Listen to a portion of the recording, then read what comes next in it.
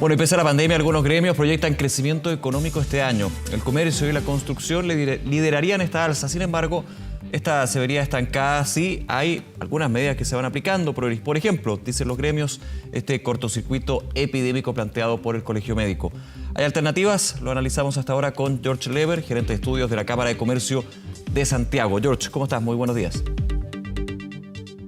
Buenos días, Nicolás, ¿cómo estás? Muy bien, gracias. A ver, tuvieron este seminario, mirada sectorial post-cuarentena. ¿Cuáles son las grandes conclusiones que se toman? Hay buenas noticias, me imagino, para algunos, malas noticias para otros, ¿no?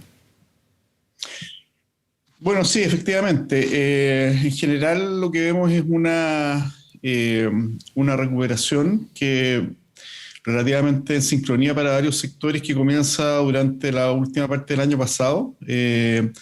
De la mano, de alguna forma, con estos mayores traspasos de recursos hacia los hogares, los retiros de fondos de pensiones, por ejemplo, lo que tiene que ver con consumo, con el inicio de las reaperturas parciales también durante esa época del año pasado, y que luego, en aquellos meses donde se vuelven a intensificar las medidas de contención, sobre todo las que tienen que ver con movilidad, va ralentizando también esos procesos de recuperación, ¿ah?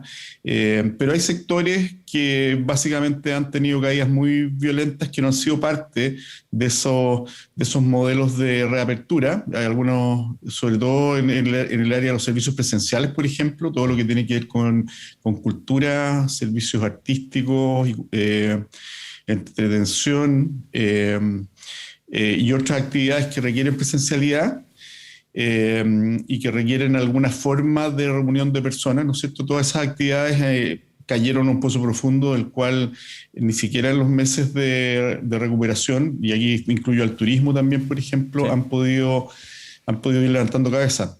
Y estamos además entrando en una etapa en la que el año pasado ya, a partir de fines de marzo, abril, los indicadores cayeron con mucha fuerza, ¿no es cierto?, cuando comenzaron las cuarentenas, básicamente, y que tuvieron una actividad muy baja hace un año atrás. Entonces, los números hoy día nos están mostrando, de hecho el IMASEC ya tuvo un alza importante, sí, nos está mostrando buenos resultados, pero que lo estamos comparando con un desempeño muy pobre del año pasado. George, ese es un punto súper relevante, lo hemos comentado también acá, cuando entregamos datos como el índice mensual de actividad económica, el IMASEC, presenta 2 dígitos de crecimiento. Uno dice muy buena noticia, pero hay que compararlo con peras con peras, digamos, con una base de comparación muy baja, y me imagino que también esos datos pueden, no quiero decir engañar, pero sí como que mostrar una realidad a medias para distintos sectores. En algunos sectores que dicen, sí, estamos creciendo un 14% de IMASEC en el mes, pero ya estábamos cayendo un 12%. O sea, es importante también tener eso en cuenta, ¿no? Sí, claro, hay que ir viendo cómo se va recuperando mes a mes cada actividad económica. Que se marque tendencia, y ahí, digamos. Exactamente. Y ahí lo que ha pasado es que efectivamente hay actividades que venían retomando ritmo. Por ejemplo, en marzo fue un mes donde hubo bastante movilidad, donde hubo donde las restricciones pasaron a una fase con la mayor parte de las comunas en paso 2 o 3, y por lo tanto eso permitió recuperar varios sectores, además de compararse, como dices tú, con un marzo del año pasado que ya fue bastante pobre, ¿no es cierto? Y ahí, básicamente, luego, como comienzan nuevamente a intensificarse las medidas de restricción a la movilidad en abril, probablemente en abril vamos a ver nuevamente buenos resultados, pero ya con un abril del año pasado que fue el peor del año, ¿no es cierto? Y el peor de muchos años. Sí. Pero muchas actividades económicas tuvieron que volver a cerrar en abril, ¿no es cierto? Y eso, claro, no solamente significa que la actividad va tomando o disminuyendo actividad de acuerdo a qué tan estrictas sean las medidas, sino que además significa que hay actividades que vienen generando un proceso de recuperación donde vuelven a llamar, por ejemplo, a aquellos trabajadores que tuvieron que ser suspendidos durante el año pasado, donde tienen que volver a activar sus cadenas de aprovisionamiento, sus modelos de promoción y distribución de sus productos o servicios, y de pronto de nuevo entran en cuarentena. Y eso evidentemente tiene un costo importante, porque hay que desactivar todo eso, ¿no es cierto? Y luego, cuando vuelven a pasar a fase 2, tienen que volver a activarlo. Eso en sí mismo ya tiene un costo, Claro. no solamente el costo psicológico, evidentemente, que desgasta tanto a los emprendedores como a sus trabajadores y a los mismos consumidores, sino que tiene estos costos objetivos, digamos, de retomar, entre comillas, en algunos casos obras y faenas, en otros casos aperturas y funcionamiento. George, en este contexto vamos al punto que creo que es súper relevante. En los próximos días termina el estado de excepción constitucional, el gobierno tiene que acudir o no al Congreso para extenderlo, y hablo del estado de excepción constitucional pensando en las cuarentenas. Aquí hay miradas bien contrapuestas. Algunos sectores que dicen que las cuarentenas ya no están funcionando, por lo cual ya no debería haber cuarentena. Replantear lo que es el diseño del plan paso a paso, por ejemplo. Y también alternativas como la que ha presentado el Colegio Médico sobre otro tipo de cuarentena, una cuarentena más acotada en términos de tiempo, 3 semanas. ¿Cómo evalúan ustedes lo que es este cortocircuito epidémico que planteó el Colegio Médico y que podría ser analizado también por el Ministerio de Salud? Mira, en la situación, yo creo que aquí lo más importante es, luego de 15 meses, y más en el caso de otros países donde ya se empieza a recabar información respecto del comportamiento epidemiológico del virus y de medidas para contenerlo y qué medidas funcionan, cuáles no y cuáles lo hacen con mayor intensidad, ¿no es cierto? Y nosotros ya con 15 meses de experiencia como país en el combate de esta emergencia sanitaria, yo creo que lo prioritario es comenzar a aplicar esos aprendizajes y esos conocimientos que podemos haber adquirido durante todo este tiempo, ¿no es cierto? Hoy día, por ejemplo, tenemos mucho más claro que hace un año atrás dónde efectivamente están las brechas, estos forados, digamos, por donde se sigue reproduciendo o propagando el contagio.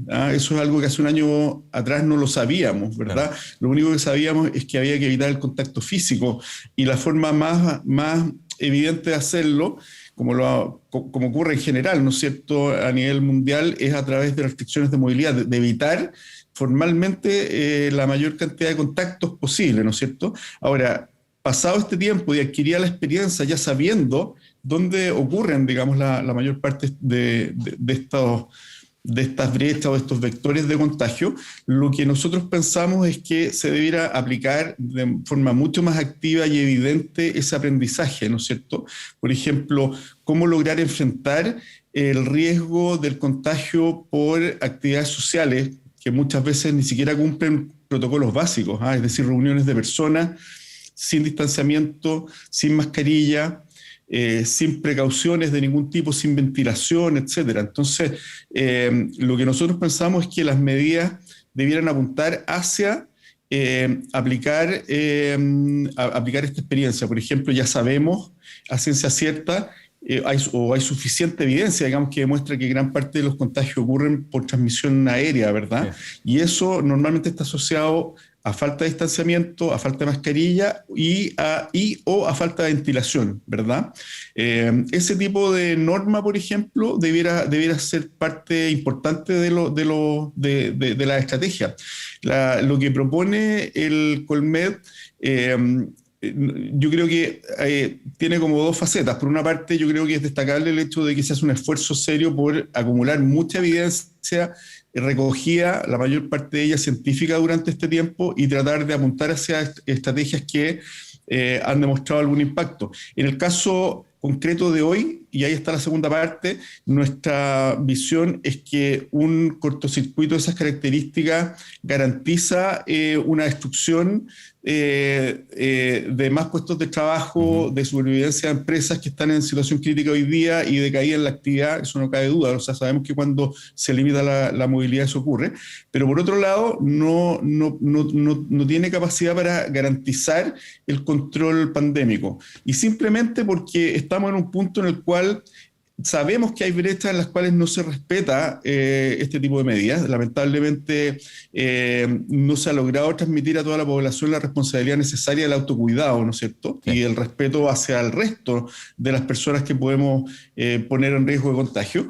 Y por otra parte, cuando uno trata de hacer un cierre total, para evitar cualquier tipo de transmisión, siempre tiene que pensar en qué brechas pueden haber. Y la cantidad de brechas que son hoy día los vectores de contagio, hoy día ya son lamentablemente múltiples. Entonces, poner una medida de este tipo, lo que a nuestra opinión haría sería que disminuiría probablemente en alguna medida la tasa de contagios, pero en ningún caso lograría generar esta interrupción de la transmisión del virus. Entonces, George. retomaríamos movilidad y el virus se volvería a propagar de la forma en que lo ha hecho. Entendiendo el Por eso análisis nosotros y poniendo en un lugar poco... de insistir, Sí, no, entendiendo sí, el análisis y también las distintas facetas que ustedes ven como Cámara y tú ves con respecto a este punto del plan que propone el Colegio Médico durante la semana. También uno pensaría y diría, a ver, es evidente que 3 semanas sin poder abrir el comercio no las actividades no esenciales, que son muchísimas, un gran daño para las empresas, un gran daño para la familia y finalmente para los puestos de trabajo, y eso lo tenemos súper claro. Y para una actividad que logra y trata de ponerse de pie nuevamente, pero está muy complejo con respecto a la pandemia. Ya te quiero hacer la pregunta porque este cortocircuito epidémico lo plantea el Colegio Médico como 3 semanas. Si vemos lo que ha sucedido con las cuarentenas últimas, no solamente en la región metropolitana, sino a nivel nacional, llegan a durar 1 mes, 2 meses en algunos casos. O sea, tampoco es tan descabellado dentro de la mirada de que hoy la cuarentena está durando más de 3 semanas. Aquí se está aplicando un cierre bastante más intenso, extremo, pero con un tiempo más acotado que el plan paso a paso actualmente. sí, lo que pasa es que una medida de ese tipo funciona siempre y cuando exista por una parte, total cumplimiento de las personas, ¿no es cierto? Y por otra parte, que aquellas actividades que se permiten mantener activas porque son actividades esenciales, incluyendo las mismas actividades de salud, logran evitar que ocurra cualquier tipo de propagación. Hoy día, con los niveles de contagio que tenemos, la probabilidad de que eso ocurra es lamentablemente muy baja, o sea, de que ocurran ambas cosas. Para que ocurra, por ejemplo, el cumplimiento estricto por parte de las personas, se requiere un nivel de conciencia que lamentablemente no hemos logrado demostrar como sociedad. Encima ahora con la Y el respeto, denominada fatiga pandémica, digamos, también, sumándole. sí, por supuesto, por supuesto. Y por otro lado, se requiere que llevemos prácticamente a cero el riesgo de que sigan ocurriendo transmisiones en aquellas actividades que son declaradas esenciales, ahí que van a seguir funcionando, que se van a minimizar, ¿no es cierto?, pero van a seguir funcionando. O sea, cuando nosotros planteamos 3 semanas para producir un quiebre total de la transmisión, se requiere que efectivamente se quiebre y se rompa y se puedan generar las burbujas que se busca, ¿verdad? Para Y entenderlo nosotros, bien, George, entonces ustedes piensan que es una buena idea, pero que no se puede aplicar en la realidad actual de nuestro país, para ponerlo como en contexto, digamos. normalmente los que han sido exitosos lo han hecho en etapas tempranas, cuando no hay Ya. tantos vectores de contagio ya desatados y cuando, como decías tú recién, cuando no existe esta fatiga pandémica que finalmente genera incentivos demasiado fuertes, sobre todo cuando no hay capacidad de fiscalización, porque es imposible que exista la capacidad de fiscalización cuando se trata de algo que tenemos que observar toda la población. Ujú. Ahora, George, quiero ir a un tema relacionado con todo esto, con el efecto finalmente que tienen las restricciones de movilidad, las cuarentenas para no solamente el comercio, sino los distintos sectores que ustedes analizaron en los últimos días. Y en este ámbito de recuperación, pero lleno de incertidumbre, porque nunca se sabe si la semana siguiente vas a poder abrir tu local o no. Es un poco la dinámica que se ha dado y es lo preocupante. Próximamente se van a entregar esta ayuda a las pymes, este paquete de los mínimos comunes. ¿Cómo lo evalúan ustedes también dentro de esto? Y lo linkeo con la propuesta del Colegio Médico, porque el Colegio Médico decía, tenemos que tomar estas medidas, pero tienen que ir acompañadas de ayuda a las familias y ayudas relevantes para las empresas que tendrían que estar cerradas en ese tiempo. Sí, yo creo que nos parece muy bien los paquetes de ayuda a la pyme que están por hacerse efectivos. Eh, la verdad es que hay que reconocer de que, por una parte, hemos tenido problemas de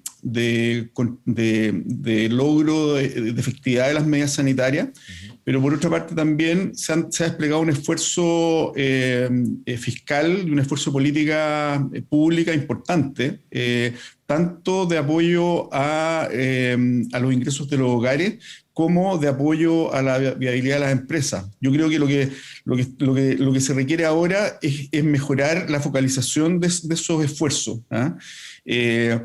Por ejemplo, en el caso de los hogares, si uno mira, el Banco Central mostraba el otro día cuando lanzó el IPOM cifras relativas a cómo han evolucionado los ingresos de los hogares desde que comenzó la pandemia, y la verdad es que en todos los quintiles de ingreso ha habido un aumento en la liquidez, ha habido una liquidez mayor de la que hubiese habido sin pandemia. Entonces, ¿qué está pasando ahí? Bueno, está faltando precisamente llegar a aquellos segmentos o aquellos hogares, sobre todo en los segmentos de menores ingresos, donde realmente la situación es crítica y no han recibido un apoyo suficiente, ¿verdad? Yo creo que esa es un poco la situación, es decir, había un despliegue, siempre se van a necesitar más apoyos cuando estamos en época de crisis. Yo creo que en el caso de las empresas también hay que tratar de focalizar en esta etapa hacia aquellas que están más necesitadas, prevenir sobre todo los quiebres de empresas y la destrucción de empleo. Y en ese sentido valoramos los anuncios y las medidas que están, como decíamos, prontas a implementarse. Jorge Lever, como siempre, muchísimas gracias por acompañarnos esta mañana aquí en Conal 24 Horas. Que esté muy bien. Buen día.